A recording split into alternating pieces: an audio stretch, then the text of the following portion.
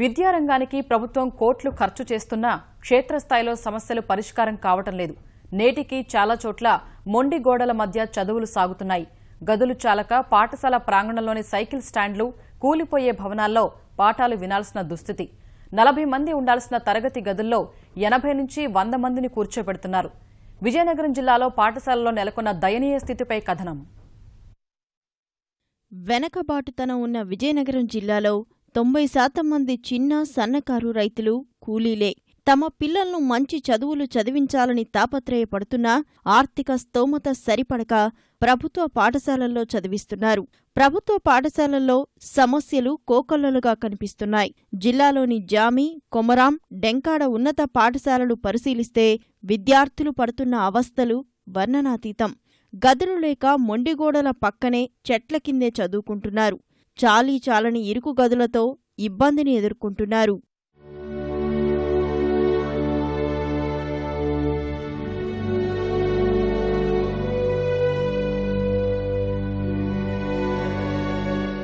దూరంగా ఉన్న బోర్డు కనిపించక కొంతమంది ఇబ్బంది పడుతుంటే బోర్డు నుంచి చాక్పీస్ పౌడర్ పడి మరికొందరు విద్యార్థులు ఇబ్బంది పడుతున్నారు. ప్రతి ప్రభుత్వ ఉన్నత పాఠశాలలో 600 మంది విద్యార్థులకు తగ్గకుండా ఉంటున్నారు. విద్యార్థుల సంఖ్యకు తగిన సదుపాయాలు మాత్రం ఎక్కడా పూర్తిస్థాయిలో లేవు. జిల్లాలో 250కి పైగా ఉన్నత పాఠశాలలు ఉన్నాయి. ప్రతి పాఠశాలలో ఏదో ఒక సమస్య కనిపిస్తుంది.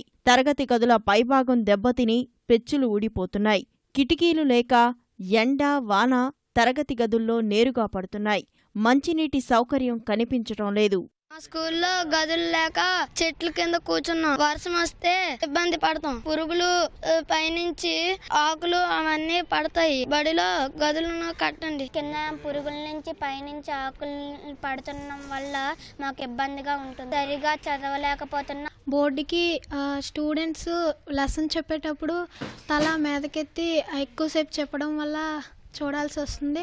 అందువల్ల రూమ్స్ కొద్దిగా ఎక్స్టెండ్ చేస్తే బాగుంటుందని నా అభిప్రాయం. బోర్డుకి మాకు ఉండే డిస్టెన్స్ 32 సెంటీమీటర్స్ ఉండాలి. అందువల్ల అక్కడ నుండి మేము చూసేటప్పటికి మాకు కాన్సన్ట్రేటెడ్గా అర్థమయ్యేటట్టు ఉండాలి. ఎక్కువ దూరం లేకపోవటం వల్ల మనకి తలనొప్పి గట్టా వస్తుంది.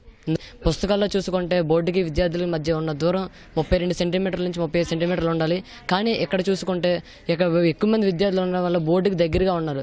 దానివల్ల మాకు వెన్నుపూస, కళ్ళు నొప్పులు గట్రా వస్తున్నాయి. దయచేసి గవర్నమెంట్ ఏదైనా ఎక్కువ రూమ్స్ శాంక్షన్ చేస్తే కల్పించవలసిందిగా కోరుకుంటున్నాం. కొన్ని పాఠశాలల్లో ఉపాధ్యాయుల కొరత తీవ్రంగా ఉంది. 10వ తరగతి విద్యార్థులు ఉపాధ్యాయులు లేక ఇబ్బందులు పడుతున్నారు. ఇప్పుడు స్కూల్ పిల్లలకి రూమ్స్ లేక మేము బయట కూర్చోబెట్టి కొద్ది చదవచ్చు. ఎందుకంటే రూమ్స్ పరిస్థితి లోపల కూర్చొని వర్షం పడేటప్పుడు రేకులు పడిపోతున్న భయంతో మేము అలా చేయడం జరుగుతుంది. బయట కూర్చోబెట్టి చదివిస్తాను. వర్షం పడితే మరి లోపల తీసుకుని వెళ్ళిపోతున్నాం సార్. టీచర్స్ విషయంలో కూడా మాకు కొద్దిగా ఎక్సెస్ టీచర్స్ తెలుగు ఒకలే ఉన్నారండి, హిందీ కూడా ఒకలే ఉన్నారండి. ఆ రెండింటికి మళ్ళీ ఎక్స్ట్రా ఇద్దరు సబ్జెక్టుకి ఇద్దరు వేసినట్లయితే ఉంటుంది. అలాగే సోషల్ కూడా ఇద్దరే ఉన్నారు. 3వ టీచర్ అయితే బాగానే ఉంటుంది. ఇవన్నీ కొద్దిగా అయ్యేటట్టు సపోర్ట్ చేయాలి. చిన్న స్కూల్లోనూ 100-150 మంది పిల్లలు ఉన్న దగ్గర 14-15 మంది ఉపాధ్యాయులు ఉన్నారు. 650 మంది పిల్లలు ఉన్న 15 మంది ఉపాధ్యాయులు ఉన్నారు. చాలా కష్టతరంతో కూడుకుని మాకు ఉపాధ్యాయులు చాలా కొరత ఉన్నారు. తరగతి గదిలో 40 మంది విద్యార్థులకు ఒక ఉపాధ్యాయుడు ఉండాలని విద్యా ప్రమాణాలు చెప్తున్నాయి. విజయనగరం జిల్లాలో మాత్రం 60 మందికి పైగా ఉంటున్నారు. గదుల కొరత, ఉపాధ్యాయుల కొరత ఉంది.